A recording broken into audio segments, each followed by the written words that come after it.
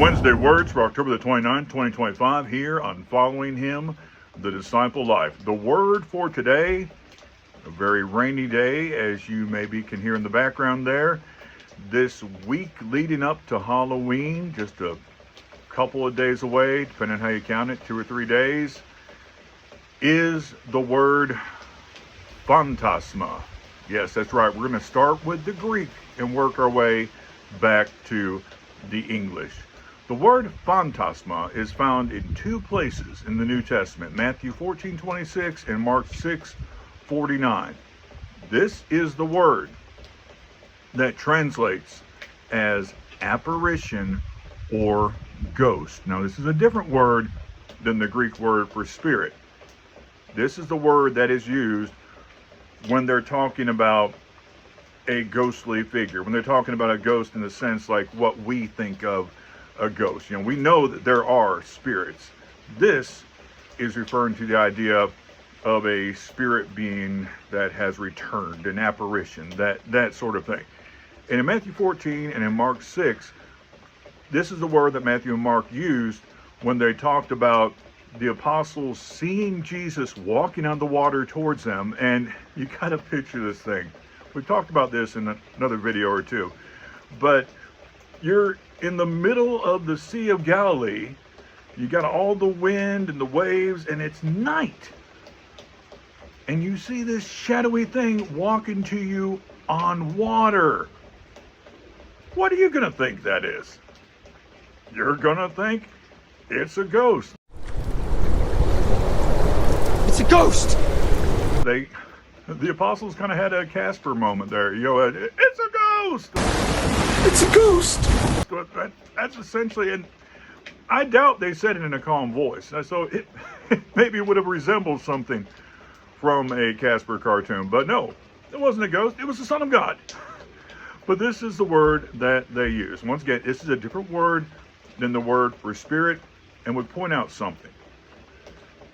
Use of this word is not endorsement of the concept. Now, we know that, yes, it is well within the realm of possibility for God to allow a dead spirit to return. We see that with Samuel. We see, Moses and Elijah appear with Jesus. Now, the resurrection hasn't happened yet. They don't have bodies yet. So these would be spirit beings with Jesus at the transfiguration there in Matthew 17. So we know that the dead can return if God allows it. In the sense of like a spirit can return. But just because Matthew and Mark uses this Greek word that essentially means ghost, it is the equivalent of our English word ghost. It doesn't mean that Matthew and Mark are saying that this is a normal thing. Keep in mind, just because something is recorded by inspiration doesn't mean the statement itself carries with it the authority of inspiration. So these were, as far as we know, working class men.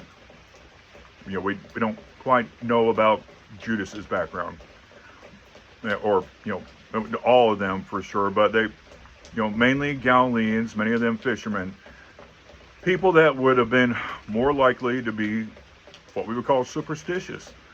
And, even if somebody's not superstitious, you see a shadowy figure walking towards you on water, outside of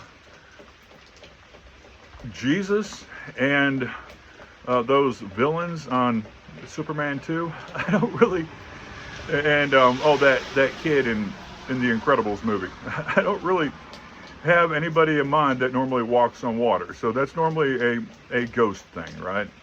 Well, definitely back then, that's how they would have taken it. So as far as seeing the use of that word in the New Testament, that doesn't mean that ghosts are real, as far as that spirits normally return, but rather this is just indicative of their mindset at the moment.